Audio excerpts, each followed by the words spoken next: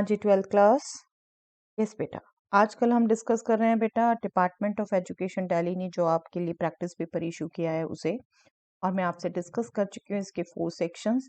आज हम बात करने लगे हैं सेक्शन ई, जिसमें आप case study question, passage based question face करेंगे। हर क्वेश्चन 4 मार्क्स का रहेगा बेटा, और 3 क्वेश्चन आप फेस करेंगे। चलिए, ये फर्स्ट केस स्टडी है बेटा। Particle is moving along the curve represented by the polynomial fx is equal to x minus 1 into x minus 2 whole square. आप फिगर में देख रहे हैं बेटा, as shown in the figure. Based on the above information, answer the following question. First question is find critical points of the polynomial. Yes. Find critical points. Yes. एक question से मैं पहले ये एक बात बता दूं बेटा, ये अभी पीछे पेपर्स में भी बच्चों को कुछ कंफ्यूजन रहा। फर्स्ट पार्ट ये, सेकंड पार्ट ये, थर्ड पार्ट ये। आपका ये और जो ऑप्शन है वो थर्ड पार्ट के केस में है बेटा। ऑप्शंस हमने हमेशा केयरफुली पढ़ने हैं, ठीक है। चलिए, first part is critical points of the polynomial. Critical points आप किसे बोलते हैं? जिनके लिए फर्स्ट डेरिवेटिव 0 होता है, राइट, या तो नॉन डिफरेंशिएबल हो, बट हमारे जो कोर्स में हम कर रहे हैं उनमें मोस्टली फर्स्ट डेरिवेटिव 0 होता है। उन पॉइंट्स पे बात करते हैं। अब इसका फर्स्ट डेरिवेटिव निकाले, फंक्शन ये है x माइनस 1 का डेरिवेटिव 1, तो x minus 2 whole square as such. Product rule use करेंगे ना, फर्स्ट फंक्शन ये, सेकंड फंक्शन ये, plus x minus 1 as such into x minus 2 whole square का डेरिवेटिव, जिसके लिए हम यूज करेंगे बेटा chain rule, 2 into x minus 2 into x minus 2 का डेरिवेटिव 1, ये 0 होना, ठीक है। और इसको सिंप्लीफाई करने के लिए हम क्या कर सकते हैं, x माइनस 2 कॉमन ले सकते हैं दोनों एक्सप्रेशन से। पहले से आ गया x माइनस 2 ही, दूसरे से आएगा 2 times x minus 1, that means 2x minus 2।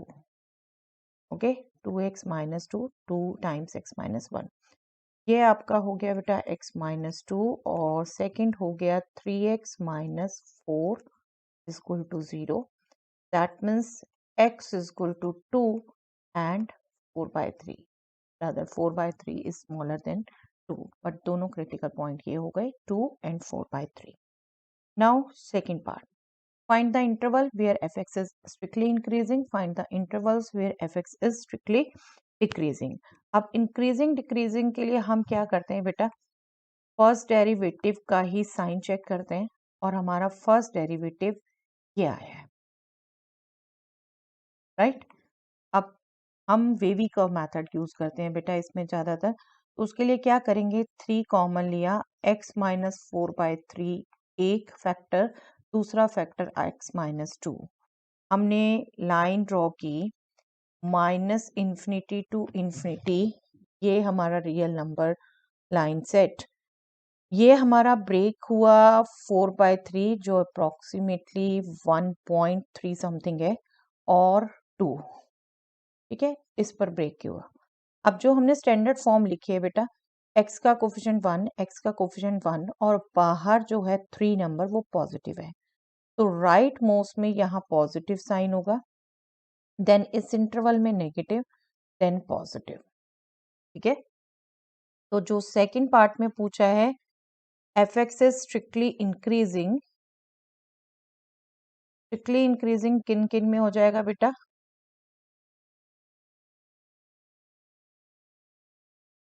जहां पॉजिटिव होगा, फर्स्ट डेरिवेटिव का साइन ही है ये, on intervals minus infinity to 4 by 3, और एक और इंटरवल है तो यूनियन करके लिखेंगे हम 2 टू इन्फिनिटी, ये इंटरवल और ये इंटरवल, इसमें इंक्रीजिंग है, ठीक है। और जहां नेगेटिव है वो ये इंटरवल, इसमें डिक्रीजिंग होगा। ये आप चाहे तो यहाँ रीजन लिख सकते हैं as f dash x is greater than 0 है, ठीक है। थर्ड पार्ट में आपसे पूछा है F x is strictly decreasing, F S is strictly decreasing on wavy curve से बहुत इजी रह जाता है बेटा, बस नंबर लाइन या सामने बनाइए, बिल्कुल एक्सेप्टेबल है। Decreasing on 4 by 3 to 2 as f dash x is less than 0, strictly less than 0. Okay. चलिए अब इसके ऑप्शन में एक पार्ट था बेटा, what is the point of local maxima of this. Local maxima निकालने के लिए हम क्या करते हैं बेटा, देखिए जो हमारे क्रिटिकल पॉइंट्स आ गए वो ये दोनों आ गए, ठीक है। फर्स्ट डेरिवेटिव हमारा आया 3 times x minus 4/3 into x minus 2,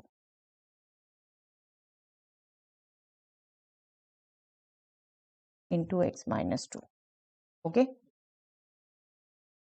तो हमें लोकल मैक्सिमा के लिए सेकेंड डेरिवेटिव का साइन चेक करना होता है इन पे। सेकेंड डेरिवेटिव हम निकालें अगर, अगेन प्रोडक्ट रूल से निकालेंगे।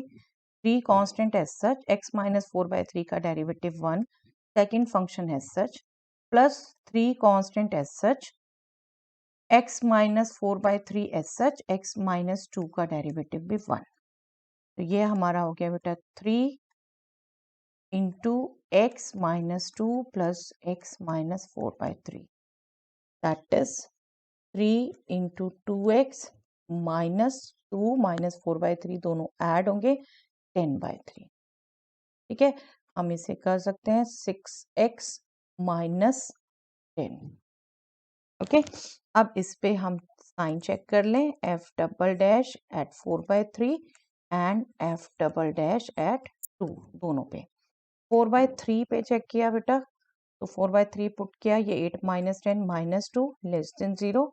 2 पर चेक किया, 12 minus 10 2 greater than 0।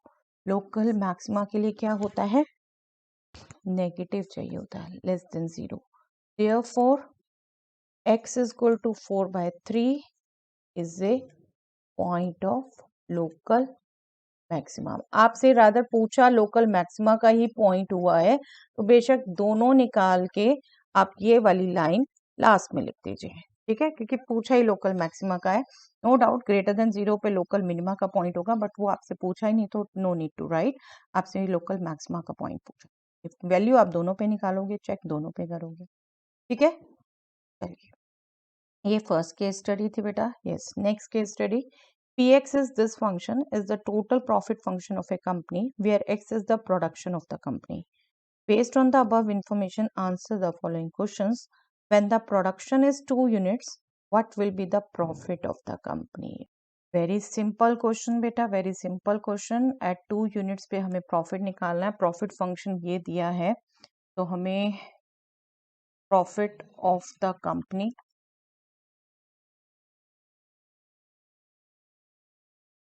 when production is 2 units is P at 2।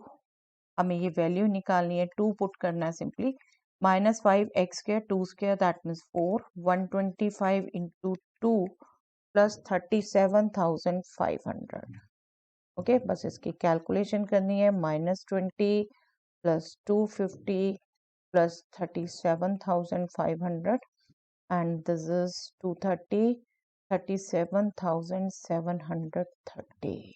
ये हमारा प्रॉफिट हो गया कंपनी का, this much. Very simple question. Next part में क्या है, in which interval profit is strictly increasing. अब प्रॉफिट फंक्शन हमारा क्या है बेटा, -5x² plus 125x plus 37,500। Increasing मतलब फर्स्ट डेरिवेटिव ग्रेटर देन 0 होना चाहिए, तो फर्स्ट डेरिवेटिव हम कैलकुलेट कर लें, दैट इज वही हम मेथड रख लेते हैं अपना क्रिटिकल पॉइंट्स निकालने का, -10x plus 125, this is 0, that means x क्या आया बेटा आपका, 10 कॉमन ले सकते हैं हम, rather -10 x minus 125/10, that means x is 12.5 units. अब आप इसमें अगेन वेवी कर्व मेथड हम यूज करें बेटा, तो प्रोडक्शन नो डाउट नेगेटिव नहीं जाएगा, 0 से बात होगी, बट हम मेन अपना पॉइंट ड्रॉ करें तो 12.5, ये x पॉजिटिव बाहर नेगेटिव, तो 12.5 से ग्रेटर में नेगेटिव होगा और लेफ्ट में पॉजिटिव होगा। अब स्ट्रिक्टली इंक्रीजिंग प्रोडक्शन नेगेटिव तो हो नहीं सकता, मिनिमम 0 हो सकता है, therefore profit is strictly increasing कब इंक्रीजिंग होगा? जब ये फर्स्ट डेरिवेटिव पॉजिटिव होगा ऑन 0 to 12.5। ठीक है, ये माइनस इंफिनिटी टू नहीं लेना आपने बिल्कुल भी, क्योंकि प्रोडक्शन मिनिमम 0 हो सकता है, नेगेटिव प्रोडक्शन नहीं हो सकता। 0 to 12.5 इस पर होगा as profit function, derivative of profit function is greater than 0 in this interval।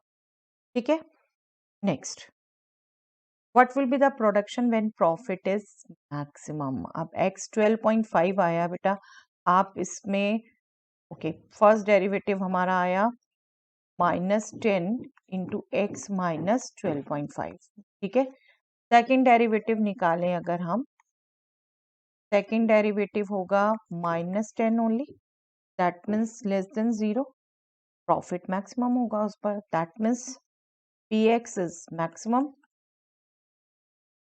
X क्या आया था? 12.5। तो आपसे इस पर प्रोडक्शन पूछा है when profit is maximum, therefore production when profit is maximum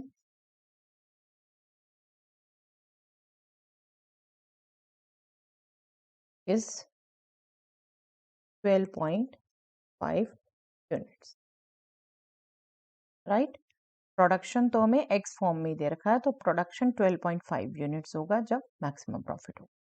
चलिए, इसके ऑप्शन में भी एक पार्ट है बेटा, what will be the production of the company when profit is 32,250। Production मतलब एक्स पूछा है, जब profit that means P x आपका 38,250 होगा। तो सिंपली आपका ये प्रॉफिट फंक्शन जो है ये आपने इक्वल रखना है 38,200। बस इसको सॉल्व करना है बेटा आपने, -5x² प्लस 125x, इसको हम लेफ्ट में ले आए, दिस विल बी 750, और हम 5, चलिए हम नेक्स्ट स्टेप में लेंगे, कोई बात नहीं, this will be 750 with negative sign equal to 0, -5 हम कॉमन ले सकते हैं, this will be x², this will be -25x plus 150, right. अब देखिए इजीली मिडल टर्म ब्रेक हो सकती है बेटा, x² -15x -10x, राइट, यही होगा, दैट मीन्स -15 एंड x -10, ये दो आपके फैक्टर आ जाएंगे, that means x will be 10 और 15। जब आपका प्रोडक्शन प्रॉफिट इतना होगा, therefore production will be 10 units or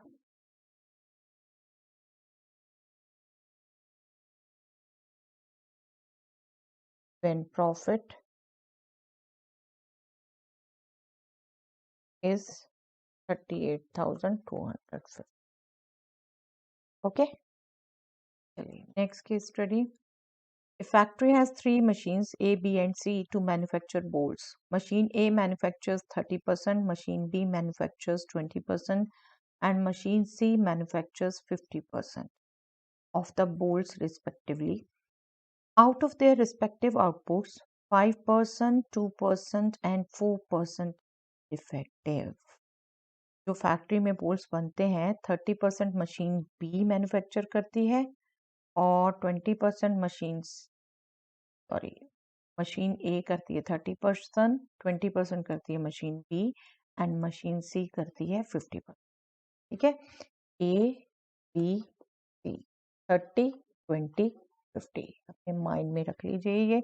out of their respective outputs 5%, 2% and 4% are defective.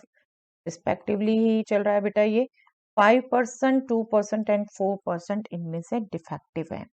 A bolt is drawn at random from the total production and it is found there.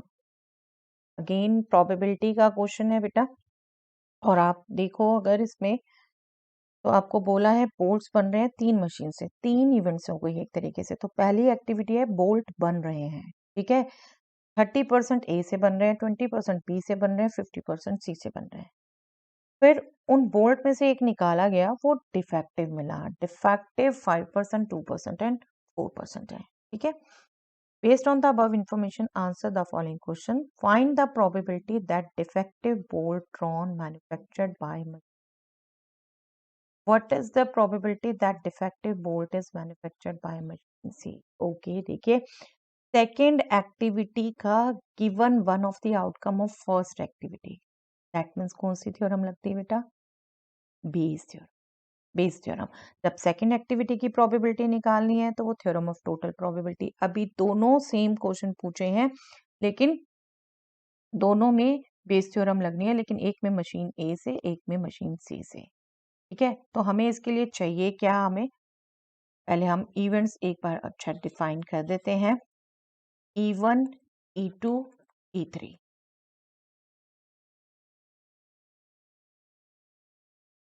A bolt is manufactured by machine A, पहली activity के outcomes, ठीक है। ये A bolt is manufactured by machine B, भी हम इसे क्लिकली कर देते हैं। Bolt is manufactured by machine C, और इनके अलावा हम इफेक्टिविटी ले लेते हैं। बोल्ट ड्रॉन इज डिफेक्टिव, जो बोल्ट ड्रॉ किया है उन्होंने वो डिफेक्टिव है। E1, E2, E3 ये बनाते हैं बेटा partition, right. Bayes theorem, theorem of total probability, इनसे के लिए पार्टीशन चाहिए। ये पार्टीशन बनाते हैं क्योंकि इनसे पहली एक्टिविटी का सैंपल स्पेस कंप्लीट होता है। अब हमें जो चाहिए बेटा वो प्रोबेबिलिटी चाहिए E1, probability E2, probability E3 और प्रोबेबिलिटी F गिवन E1।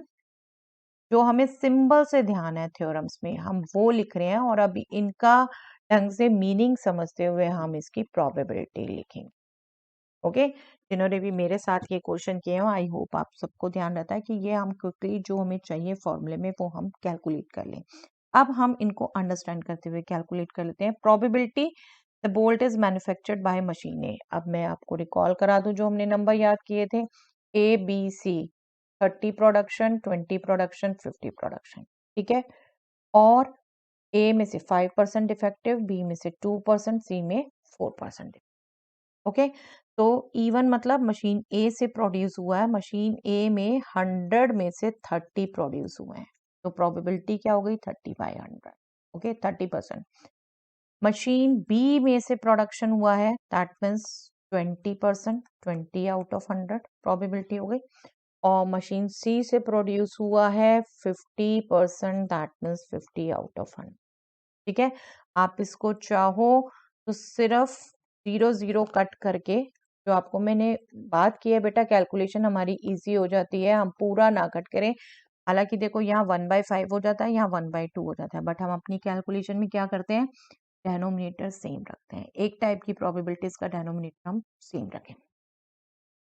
अब सेकेंड जो हमें प्रोबेबिलिटीज चाहिए, bolt is defective and it is manufactured by machine A, right. Defective है, जो मशीन ए में प्रोड्यूस हुए हैं उनमें से कितने डिफेक्टिव है, 5%। 5%, तो ये परसेंट आपने 30 का नहीं निकालना बेटा, 5% डिफेक्टिव है, that means 5 out of 100 defective है, ठीक है। ऐसे ही डिफेक्टिव है जब सेकेंड मशीन से बने हैं 2%, तो 2 आउट ऑफ 100, ये प्रोबेबिलिटी हो गई। ऐसे ही मशीन सी से प्रोड्यूस हुए हैं, डिफेक्टिव है 4 आउट ऑफ 100, ओके, इसको भी मैं कहूंगी, आप बिल्कुल कट कर सकते हो यहाँ भी, बट ऐसे ही छोड़ दीजिए, डेनोमिनेटर सेम रखिए ताकि आपकी कैलकुलेशन इजी। ठीक है, अब जो हमें करना है, find the probability that defective bolt drawn manufactured by machine A. First case में जो रिक्वायर्ड प्रोबेबिलिटी है, आपको बार बार कहती हूँ लैंग्वेज लंबी लंबी लिखने के बजाय टाइम नहीं है, तो रिक्वायर्ड प्रोबेबिलिटी लिख दीजिए बेटा और क्वेश्चन नंबर करेक्ट लिख दीजिए। ये है प्रोबेबिलिटी मशीन ए वाली हमने इवेंट मानी है E1, probability E1 given F, Bayes theorem. और वो क्या कहती है, probability E1 into probability F given E1 होगा ये, divided by same probability E1 into probability F given E1 plus probability E2 into probability F given E2 plus probability E3 into probability F given E3। Rather हमें ना B part में भी ये नीचे वाला use करना है बेटा, थ्योरम ऑफ टोटल प्रोबेबिलिटी से आता है, ये प्रोबेबिलिटी ऑफ F है, ये बेशक हम यहाँ पर अलग से निकाल सकते थे ताकि हम दोनों पार्ट्स में बार बार ना कैलकुलेट करें। ठीक है, अभी मैं इसमें पुट कर देती हूँ दिस इज। चलिए नेक्स्ट पेज पे करते हैं हम, हमारी क्या थी रिक्वायर्ड प्रोबेबिलिटी, ये हम फर्स्ट पार्ट कैलकुलेट कर रहे हैं। और ये हमारा ये सिमेट्रिकली लिखने का ढंग ही यही होता है। देखिए आपको पीछे जब बार बार झांकने की जरूरत नहीं है, ए के लिए था तो हमने इन दोनों को मल्टीप्लाई करके ऊपर लिखना है, this multiply plus this multiply plus this multiply denominator, right.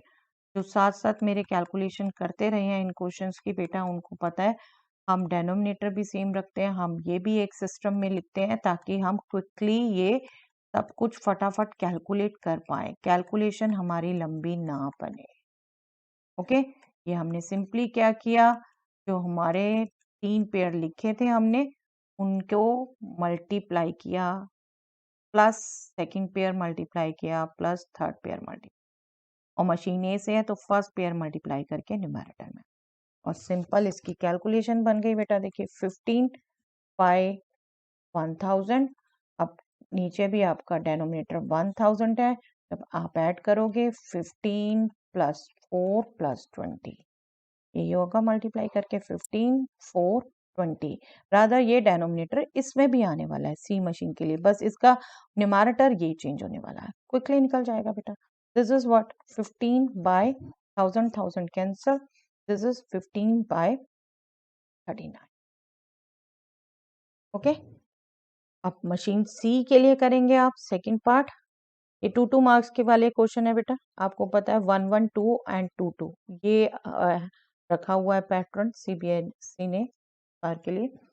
Yes, अब इस मशीन सी के लिए आपको पता है थर्ड, इसका प्रोडक्ट जो होगा वो न्यूमरेटर में आएगा, और डेनोमिनेटर में अब हमें दोबारा कैलकुलेट करने की जरूरत नहीं है, ये आया हमारा 39 बाय 1000, तो हमारा हो गया 20 बाय 13। ओके, हाँ इसको हम कैंसिल कर सकते थे, 3 से कैंसिल हो जाता है, 3 5 सा 3 1 सा 3 3, जहाँ कैंसिल होता है बिल्कुल करिए। Okay, simple Bayes theorem use हुई है बेटा। प्रोबेबिलिटी में लॉन्ग क्वेश्चंस के लिए आपके टॉपिक ही 3 है बेटे, theorem of total probability, Bayes theorem and random variable. Okay, चलिए आई होप बेटा इन पेपर्स की प्रैक्टिस आपके लिए हेल्पफुल रही है, इसीलिए मैंने कोशिश की है पूरी सभी सैम्पल पेपर्स जो डिपार्टमेंट और सीबीएसई ने इशू किए हैं आपसे डिस्कस कर लूं, और आपने भी इनकी प्रैक्टिस अच्छे से की है, अपनी तरफ से बेस्ट करिए बेटा, बाकी छोड़ दीजिए, कोई टेंशन मत लीजिए। All the best, do your best and leave the rest. All the best.